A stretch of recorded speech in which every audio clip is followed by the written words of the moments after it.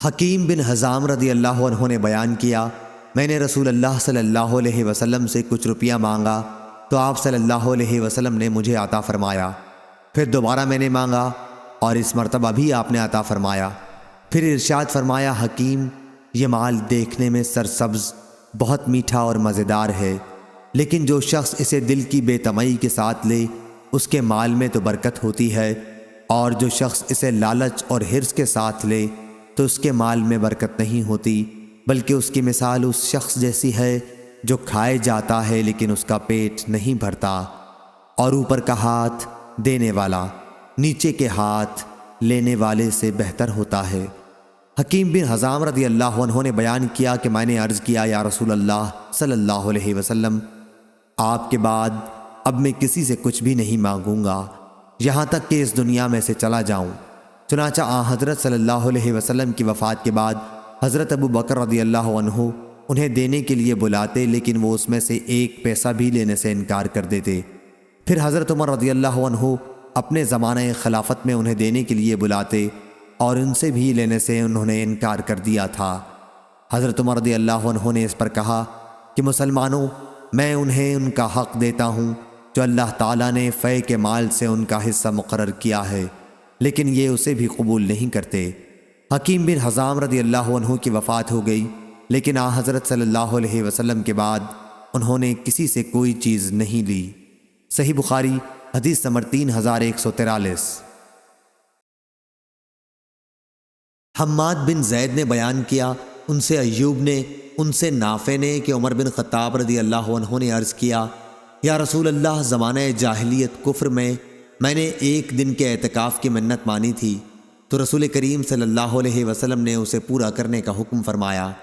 نافع نے بیان کیا کہ حنین کے قیدیوں میں سے عمر رضی اللہ عنہ کو 2 باندیاں ملی تھیں تو آپ نے انہیں مکے کے کسی گھر میں رکھا۔ انہوں نے بیان کیا کہ پھر حضرت صلی اللہ علیہ وسلم نے حنین کے قیدیوں پر احسان کیا اور سب کو مفت آزاد کر دیا تو گلیوں میں وہ دوڑنے لگے۔ عمر رضی اللہ عنہ نے کہا، عبداللہ، دیکھو تو یہ کیا معاملہ ہے؟ انہوں نے بتایا کہ رسول کریم صلی اللہ علیہ وسلم نے ان پر احسان کیا ہے اور حنین کے تمام قیدی مفت آزاد کر دیے گئے ہیں۔ حضرت عمر رضی اللہ عنہ نے کہا کہ پھر جا ان دونوں لڑکیوں کو بھی آزاد کر دے۔ نافع نے کہا کہ رسول اللہ صلی اللہ علیہ وسلم نے مقام جارانہ سے عمرے کا احرام نہیں باندھا تھا۔ اگر حضرت صلی اللہ علیہ وسلم وہاں سے عمرے کا احرام باندھتے تو عبداللہ بن عمر رضی اللہ عنہ کو یہ ضرور معلوم ہوتا۔ اور جریر بن حازم نے جو ایوب سے روایت کی، انہوں نے نافع سے، انہوں نے ابن عمر سے، اس میں یوں ہے کہ وہ دونوں باندیاں جو عمر رضی اللہ عنہ کو ملی تھیں خمس میں تھیں۔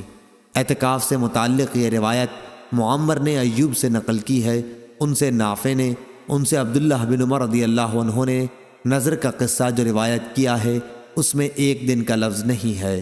صحیح بخاری حدیث نمبر 3144۔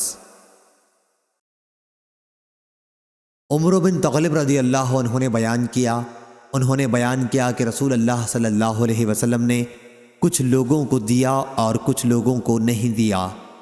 غالباً جن لوگوں کو آپ صلی اللہ علیہ وسلم نے نہیں دیا تھا ان کو ناگوار ہوا، تو حضرت صلی اللہ علیہ وسلم نے فرمایا کہ میں کچھ ایسے لوگوں کو دیتا ہوں کہ مجھے جن کے بگڑ جانے، اسلام سے پھر جانے اور بے صبری کا ڈر ہے، اور کچھ لوگ ایسے ہیں جن پر میں بھروسہ کرتا ہوں تو اللہ تعالیٰ نے ان کے دلوں میں بھلائی اور بے نیازی رکھی ہے، ان کو میں نہیں دیتا۔ عمر بن تغلب رضی اللہ عنہ بھی انہی میں شامل ہیں۔ عمر بن ثعلب کہا کرتے تھے کہ رسول اللہ صلی اللہ علیہ وسلم نے میری نسبت یہ جو کلمہ فرمایا، اگر اس کے بدلے سرخ اونٹ ملتے تو بھی میں اتنا خوش نہ ہوتا۔ ابو عاصم نے جریر سے بیان کیا کہ میں نے حسن بصری سے سنا، عمر بن تغلب رضی اللہ عنہ نے بیان کیا کہ رسول اللہ صلی اللہ علیہ وسلم کے پاس مال یا قیدی آئے تھے اور انہی کو آپ نے تقسیم فرمایا تھا۔ صحیح بخاری حدیث نمبر 3145۔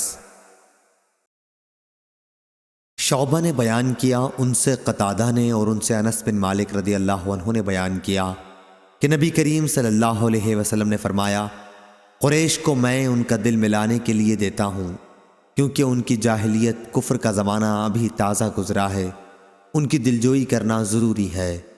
صحیح بخاری حدیث نمبر 3146۔ ظاہری نے بیان کیا، کہا کہ مجھے انس بن مالک رضی اللہ عنہ نے خبر دی کہ جب اللہ تعالیٰ نے اپنے رسول صلی اللہ علیہ وسلم کو قبیلہ حوازن کے اموال میں سے غنیمت دی اور آپ صلی اللہ علیہ وسلم قریش کے بعض آدمیوں کو تالیف قلب کی غرض سے 100 اونٹ دینے لگے، تو بعض انصاری لوگوں نے کہا اللہ تعالیٰ رسول اللہ صلی اللہ علیہ وسلم کی بخشش کرے، آپ قریش کو تو دے رہے ہیں اور ہمیں چھوڑ دیا، حالانکہ ان کا خون ابھی تک ہماری تلواروں سے ٹپک رہا ہے۔ قریش کے لوگوں کو حال ہی میں ہم نے مارا، ان کے شہر کو ہم نے فتح کیا۔ انس رضی اللہ عنہ نے بیان کیا کہ آن حضرت صلی اللہ علیہ وسلم کو جب یہ خبر پہنچی تو آپ صلی اللہ علیہ وسلم نے انصار کو بلایا اور انہیں چمڑے کے ایک ڈیرے میں جمع کیا۔ ان کے سوا کسی دوسرے صحابی کو آپ نے نہیں بلایا۔ جب سب انصاری لوگ جمع ہو گئے تو آن حضرت صلی اللہ علیہ وسلم بھی تشریف لائے اور دریافت فرمایا کہ آپ لوگوں کے بارے میں جو بات مجھے معلوم ہوئی وہ کہاں تک صحیح ہے؟ انصار کے سمجھدار لوگوں نے عرض کیا، یا رسول اللہ، ہم میں جو عقل والے ہیں وہ تو کوئی ایسی بات زبان پر نہیں لائے ہیں، ہاں چند نو عمر لڑکے ہیں، انہوں نے ہی یہ کہا ہے کہ اللہ رسول اللہ صلی اللہ علیہ وسلم کی بخشش کرے، آپ صلی اللہ علیہ وسلم قریش کو تو دے رہے ہیں اور ہم کو نہیں دیتے، حالانکہ ہماری تلواروں سے ابھی تک ان کے خون ٹپک رہے ہیں۔ اس پر آن حضرت صلی اللہ علیہ وسلم نے فرمایا کہ میں بعض ایسے لوگوں کو دیتا ہوں جن کا کفر کا زمانہ ابھی گزرا ہے، اور ان کو دے کر ان کا دل ملاتا ہوں۔ کیا تم اس پر خوش نہیں ہو کہ جب دوسرے لوگ مال و دولت لے کر واپس جا رہے ہوں گے تو تم لوگ اپنے گھروں کو رسول اللہ صلی اللہ علیہ وسلم کو لے کر واپس جا رہے ہوگے؟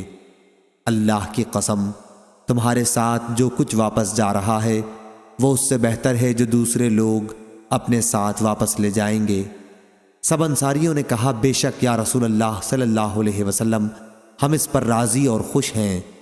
پھر آن حضرت صلی اللہ علیہ وسلم نے ان سے فرمایا، میرے بعد تم یہ دیکھو گے کہ تم پر دوسرے لوگوں کو مقدم کیا جائے گا، اس وقت تم صبر کرنا، دنگا فساد نہ کرنا، یہاں تک کہ اللہ تعالیٰ سے جا ملو اور اس کے رسول سے حوض کوثر پر۔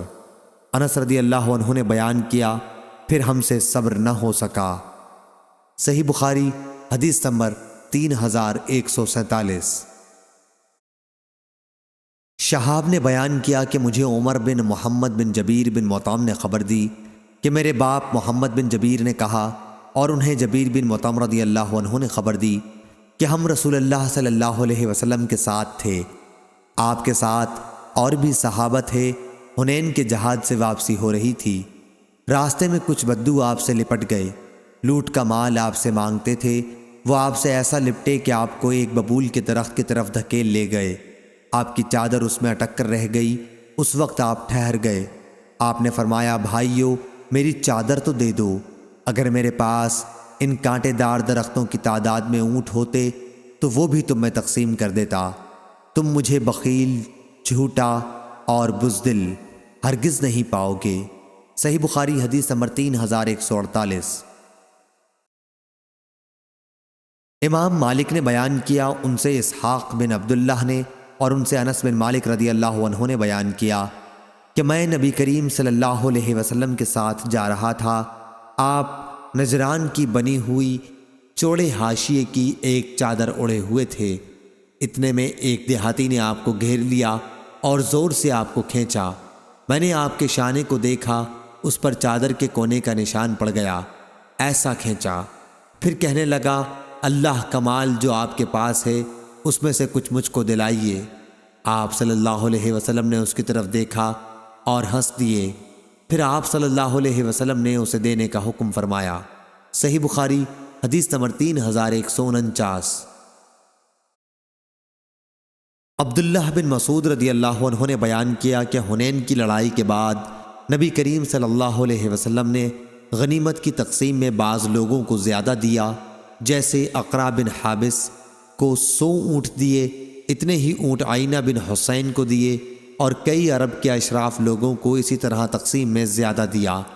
اس پر ایک شخص معتب بن قشیر منافق نے کہا کہ خدا کی قسم، اس تقسیم میں نہ تو عدل کو ملحوظ رکھا گیا ہے اور نہ اللہ کی خوشنودی کا خیال ہوا۔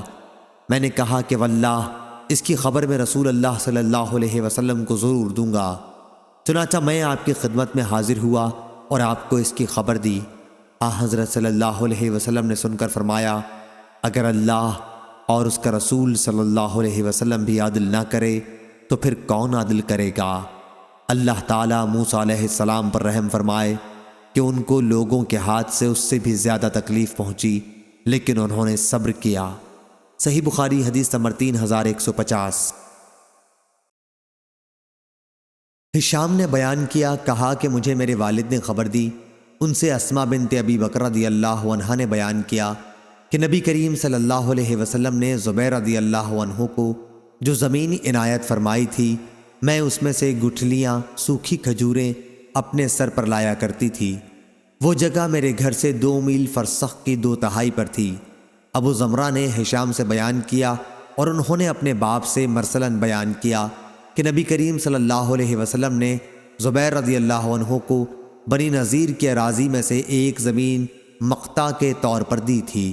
صحیح بخاری حدیث نمبر 3151۔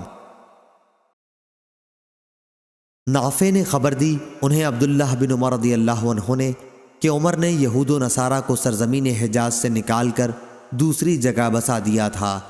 رسول اللہ صلی اللہ علیہ وسلم نے جب خیبر فتح کیا تو آپ کا بھی ارادہ ہوا تھا کہ یہودیوں کو یہاں سے نکال دیا جائے۔